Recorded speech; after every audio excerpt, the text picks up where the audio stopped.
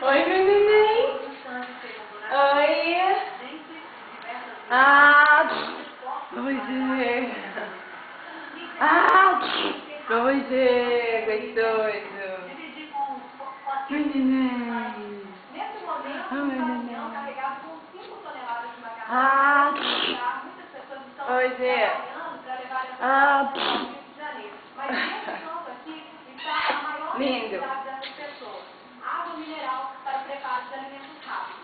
Urgentemente, a gente precisa de alimentos de pronto consumo, como macarrão instantâneo, leite em pó, sopas, essas que bastam acrescentar água para poder ser preparado. Porque você pode imaginar, se você tem tudo, já não tem mais fogão para cozinhar coisas, livros, é complicado para poder cozinhar. Termômetro. Então, esses alimentos, agora, emergencialmente, é o que mais a Defesa Civil, lá de Teresópolis, que eu acabei de falar, pediu para a gente enviar.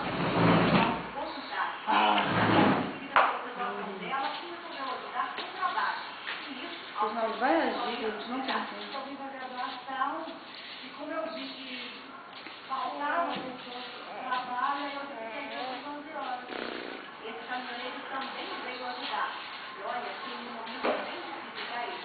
A mãe de São José do Vale do Ribeiro, uma das cidades mais eleitorais que voltava de Brasília, como toda na Brasília.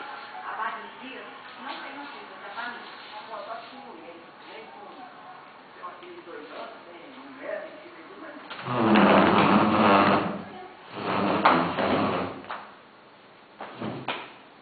Pois é, gente. Aqui em Belo Horizonte, as doações podem ser feitas na Alameda Ezequiel Dias, número 427, no bairro Santa Efigênia. Vamos saber agora quais são as últimas informações da turma com o repórter Flávio Caldo, também que está ao vivo com a gente. Bom dia, Flávia. Quais são os números até agora aqui no nosso estado de Minas Gerais?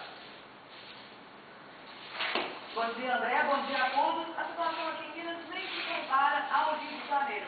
Mas até agora a chuva já afetou mais de 1.253.000 pessoas. A chuva aqui em Belo Horizonte também já causou vários estragos. A gente vê principalmente em dois estados da E eles estão fazendo movimentos para ajudar aqui no Rio. Como aqui o 360 pessoas estão desabrigadas